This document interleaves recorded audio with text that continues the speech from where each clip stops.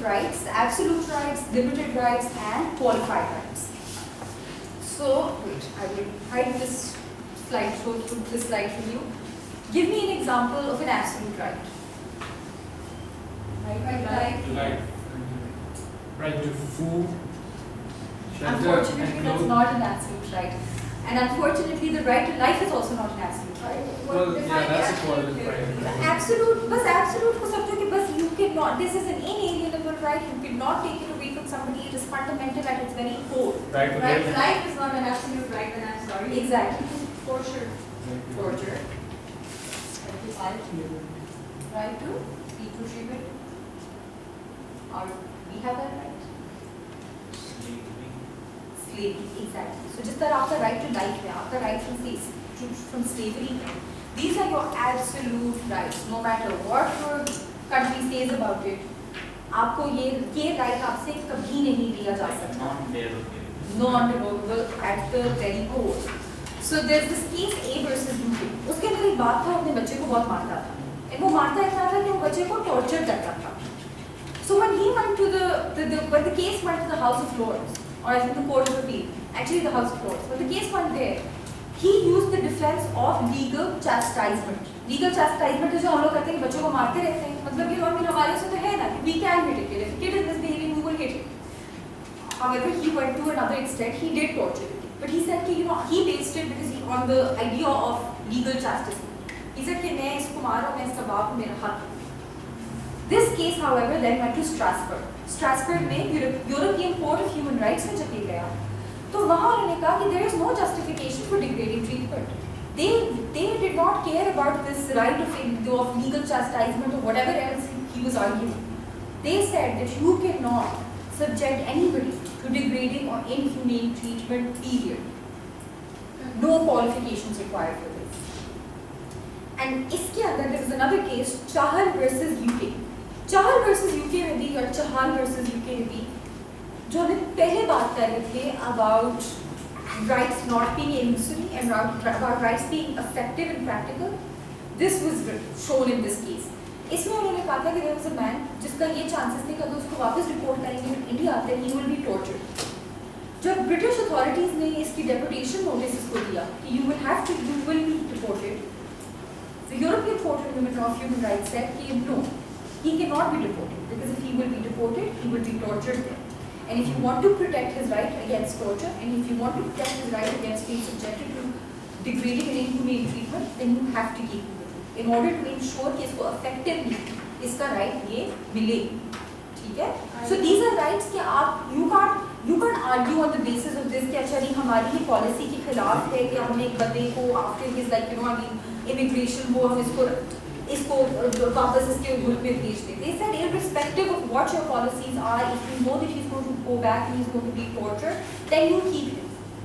अच्छा absolute rights जो मैंने समझाई कि अगर आप बेशक ऑफेंस कर भी रहे हो तब भी वो राइट आपको मिलेगा, इसलिए शायद राइट टू लाइफ इसमें इंक्लूडेड नहीं है क्योंकि Exactly. कुछ वो right even if you are, so that's the thing, right to life आपको right to freedom from degrading treatment and torture is available to you even if you are interned in FATA and PATA, or if you are क्या कहते हैं detained by the police authorities here. which leads to another question कि जो state खुद करती है torture करवाने के लिए और वो legal. So there are certain laws in place for that. ये है, देखो पाकिस्तान में भी we have certain laws.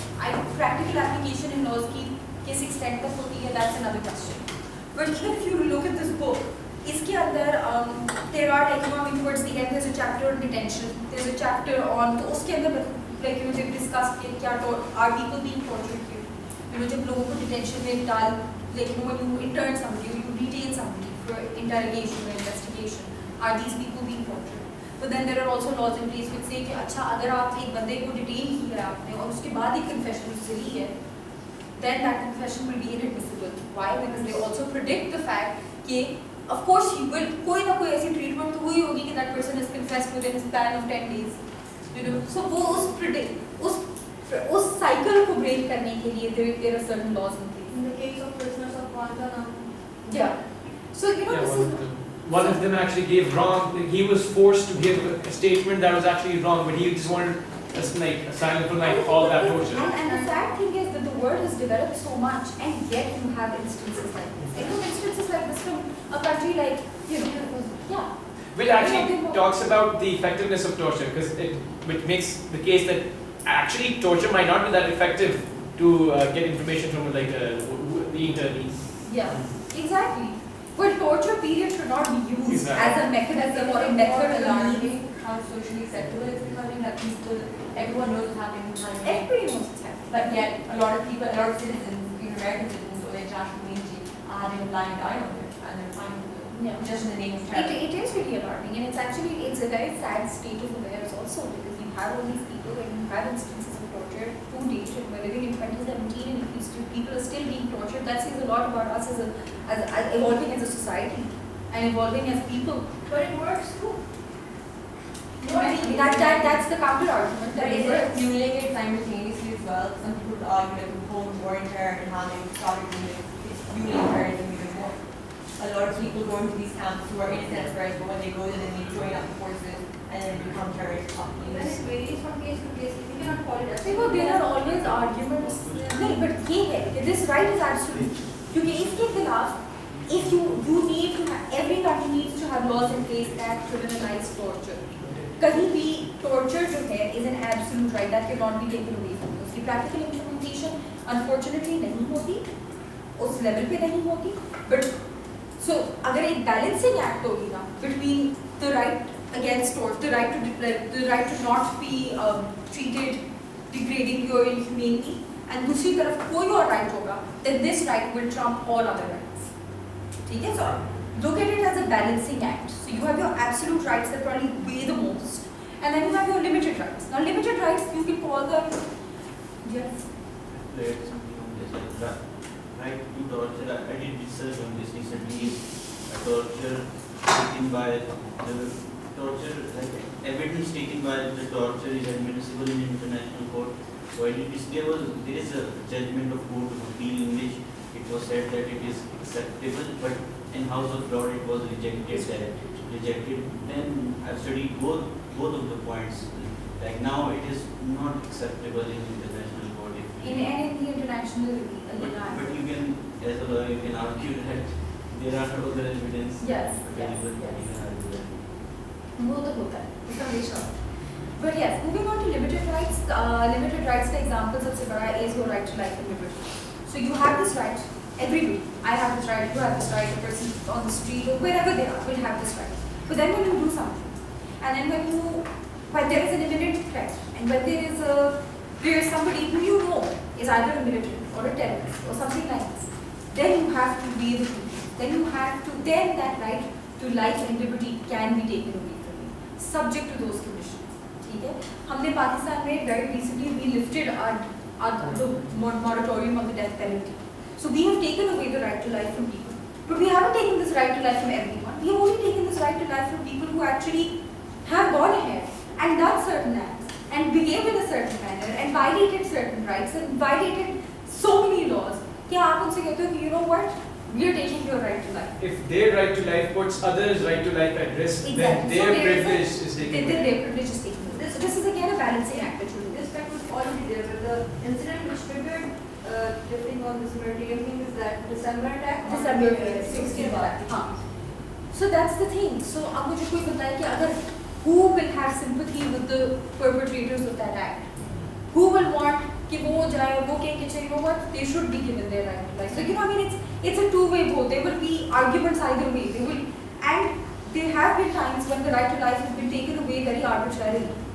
And when that happens, then obviously that is incorrect. That is wrong, and that should publicly be like people should be aware of the fact that that is wrong. You cannot wrongfully take somebody's right to life away. But after there is a fair trial, after you give them due process, after you give them the right to represent themselves and to bring their case forward, you can take this right to life away. As long as, इसमें भी the last part is that the trial must as a whole be a fair subject, must as a whole be fair, subject to certain specific limits. अब इसकी भी कुछ limitations होती हैं, कुछ operations ऐसे होते हैं जहाँ आपने थोड़ा limit करना होता है कि कौन से rights आप दे रहे हो, कौन से rights आपने नहीं दे रहे हो. The right of due process. ठीक है, आपका जो military courts है, जब ये case post to the military court, तो बिकॉज जो आपकी जिस अमेंडमेंट के बाद ये आया था, 21st अमेंडमेंट के बाद आपके मिलिट्री कोर्ट्स आए, 28th अमेंडमेंट के बाद आपके मिलिट्री कोर्ट्स एक्सटेंड दिस मार्च। इनमें होता ये है कि because they fall under Schedule 1 of the Constitution, the fundamental rights are not applicable to them. So your Article 8 to Article 9 to Article 25 are not applicable. Article 10 lays down the right to a fair trial and the right to due process. ठीक है, उसके अंदर कुछ standards हैं कि क्या होगा, how do you define due process, how do you define fair trial, and then sometimes these and with laws like the military courts and with laws like the 21st Amendment and now the 28th Amendment, these rights can be taken away from people subject to the condition that they fall within the purview of this amendment. Lastly, are qualified rights. ठीक है, अब ये qualified rights वो हैं कि जो पहले आप assert करते हो, so you say कि you have this right, but उसके बाद you say कि there are permissible qualifications and restrictions. ठीक है, so एक तरफ आपके पास वो right है और दूसरी तरफ कोई permissible qualifications हो सकती है, restrictions हो सकती हैं जिससे वो आप right को restrict करो. ठीक है, so आपका freedom of, sometimes say your freedom of expression or your freedom of movement, you cannot give that right to say somebody who's, you know, who's been carrying out attacks like the one that happened in APS. You will not give them the freedom of association. You will not give them that freedom of movement. You will also not give them that freedom of speech because you don't want कि वो चाहे social media पे और वो लोग supporters में आएंगे. So you need to restrict some of their rights. And when you do so, when the state does this, when the state does take away or limit certain rights, then it has to ensure कि वो ये भी बताए कि हम क्यों ये right लेके जा रहे हैं. हम ये इसलिए right ले रहे हैं because हम बाकी लोगों का right to life protect कर रहे हैं. So एक तरफ हम इनका freedom of expression जो है वो रोक रहे हैं, वो इनसे revoke कर रहे हैं. But on the other hand, we're doing this because we balanced our rights and we feel that, you know, this way we will be able to save and protect the right against torture, for example. जैसे अभी recently social media पे जो हुआ था hate speech का. Yes. So something like that. ठीक है? The burden of proof, however, is on the individual to establish that there has been an interference with their rights. So individual कहेगा कि मेरे पास ये right है मगर मुझे ये right नहीं मिला. फिर burden of proof shift करेगा to the state. State कहेगा कि मैंने इसका right इसलिए लिया because of these reasons. So the burden of proof will shift from the individual to the state. Lastly, not lastly, they were just, I will make this really quick now. ठीक है ना, कि how do you protect human rights to make it a grassroots level पे आपका क्या mechanism है जिसके through you protect human rights? I'm a lot of international lawyers, so you're asking. yes. So you doing something about it. So generally, वैसे like you know, I mean generally the idea is कि एक universal periodic review, जो मैं आप लोगों को अभी पीछे पहले भी बता रही थी कि इसमें होता है कि you have to एक 4-yearly audit होता है. So जिस तरह ICCPR जो है उसको वो audit करेगी, उसकी जो committee है या उसकी जो body है that will audit your country and that will say कि send me your country reports, tell me what have you done, how have you ensured these rights. Then they will send in their report, they will say कि अच्छा you know हमने pursuant to this treaty हमने ये and pursuant to this right हमने ये laws बनाए हैं, हमने ये action किया है. These are all the things that we've done. And this universal periodic review is based on 3 reports. So the first report is a national report. This is prepared by the government, mostly by the पहले आपकी Ministry of Law and Human Rights and Justice, Law, Justice and Human Rights में जाती है. उसके बाद ये आपका Ministry of Foreign Affairs में जाती है, जहाँ आपका Minister जो है वो present करता है ये country report. उसके बाद एक रिपोर्ट होती है जो office of the high commissioner for human rights की. इसके अंदर आपकी इंफॉर्मेशन होती है जो other UN agencies have compiled, civil society organisations have compiled. So यहाँ आपकी एनजीओज का भी. So you know now you can probably see the dual nature of this. You have your country from like you know the ऊपर के strata से telling the UN, telling these treaty bodies that this is what we've done. These are the laws that we've implemented, these are the actions that we're taking. But then you have NGOs and you have your civil society, or like you know, you have others, you basically have your citizens involved in that process, wherein you create this report and you tell them कि अच्छा you know what, ये law तो बना दिया, ये law implement भी हो गया, ये भी आया, ये action भी ले लिया, but इसका grassroots level पे कोई impact हुआ या इसके grassroots level पे कोई implementation हो रही है? So you have 2 perspectives. So that ensures that this way you can't dupe the committee or the body. You can't, because you're not giving them only one perspective. You're giving them this dynamic perspective from different organizations. Lastly, the third report is an outcome report. उसके अंदर ये होती है कि recommendations देती है. अब ये जो है वो body देगी recommendations. So जिस तरह हम लोग अपनी HRC के सामने जाते हैं और हम कहते हैं कि हमें ये rights दिए थे, civil society कहती है चलिए हमें ये rights नहीं मिले थे. फिर उसके बाद outcome report आती है. They say कि you know what, we've evaluated all of this. These are the rights that you did give, good job. But these are not the rights that you didn't. So do something about it. You know, तो वो आप फिर इस तरह आपको international community puts pressure on. Is there like a rating or something for this? The kind of rating, like on this scale, like this country is this much adherent to national rights. वो जो outcome report होती है वो तो होती ही है ना. सही. वो आपकी basically mark sheet होती है. वो आपको बताते हैं कि you know सही, you did well here, you didn't do well here, like you know. And 6% those for you. ratings could be used by other, like for example, GSP plus. GSP plus के लिए वो rating इस्तेमाल हो सकती है. Because वो country reports भी देखते हैं उसके Right, बाद. right. But generally, the idea behind the universal periodic review is that it is a peer review mechanism. ठीक है कि peers आपस में review करते हैं एक दूसरे को. One country reviews another country, and they all look at it. It's supposed to be a cooperative procedure. It's supposed to be non-confrontational, non-political. It has to be a constructive. Bench ready.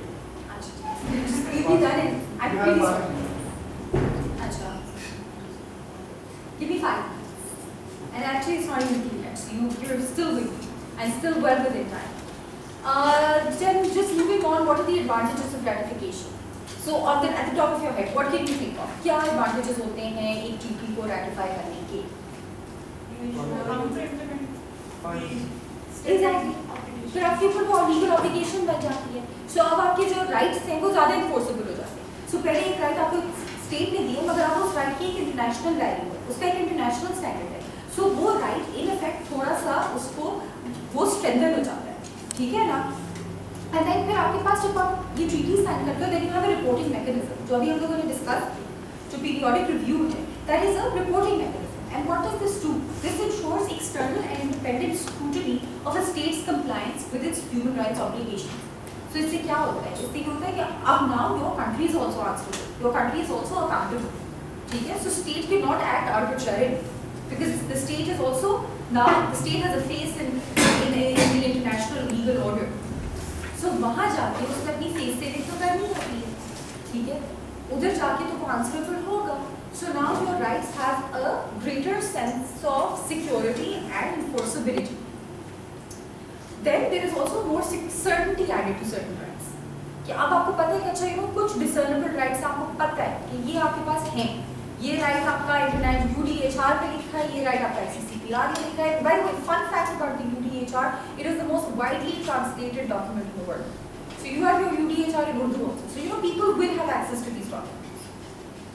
And when they do, आपके वो right का level जो है वो बदल जाता है. It goes from just simply being something that your country is giving you to something that the international legal order is giving you.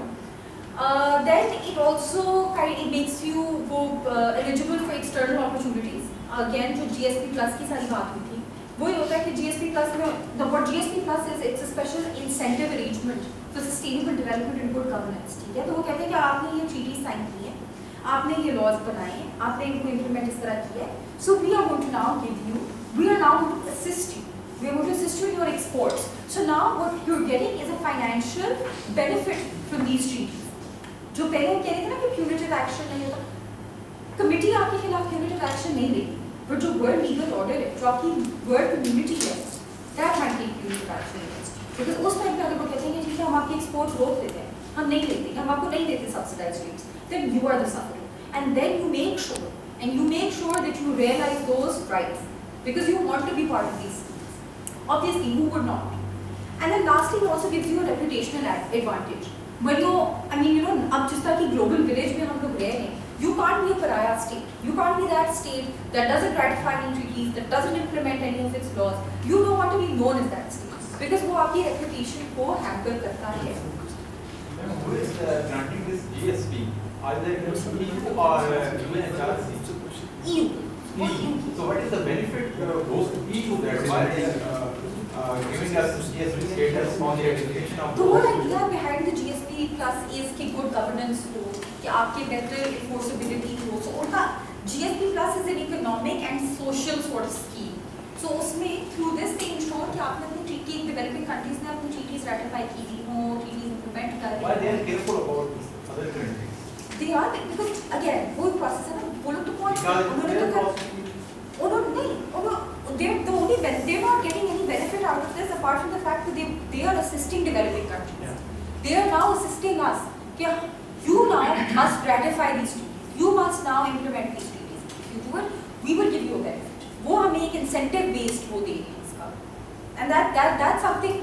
If there are any intrinsic वो that they might have over this, I'm not aware of those. But there are many conspiracy theories and you will have your own. But lastly, very quickly now, I'm going to go over the domestic application of human rights. Pakistan has ratified the following treaty. We ratified CAT. We ratified it on 23rd June 2010. So हमने कुछ 7 साल पहले इसको ratify किया है. We have certain domestic laws that give effect to this.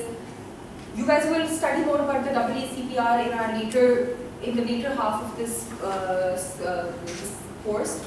But उसमें ये है कि section 15 का अंदर specifically लिखा है कि people cannot be subjected to torture. AACPR relates directly to detentions. ठीक है? So उसके अंदर we have a law that says कि you cannot torture people in detentions. However, हमारे पास आज तक कोई एक national वो नहीं है, definition नहीं है कि torture है क्या? How do you define torture? We've been unable to put that into our national law. What is AACPR? AACPR is Actions in Aid of Civil Power Regulations 2011. They're applicable in FATA and FATA. And these were क्या कहते हैं basically जब emergency लगी थी और जब 245 के इनकी वो order notification आई थी उसके बाद ये laws बने. And उधर ये है कि ये सिर्फ these are restricted to FATA and FATA. You will study them in detail. I think I might be going over them with you also towards I think on Thursday or Wednesday one of these days. फिर we also have the police order 2002, Pakistan prison rules है, Pakistan Army Act है, Abolition of the Punishment of Whipping Act है. So इस तरह के कुछ acts and orders हैं जो which ensure कि आपका they might not ensure but they say कि you cannot torture people. ठीक है? Unfortunately बात वही है कि we don't have a definition of torture as yet. The second convention that we have signed is the Convention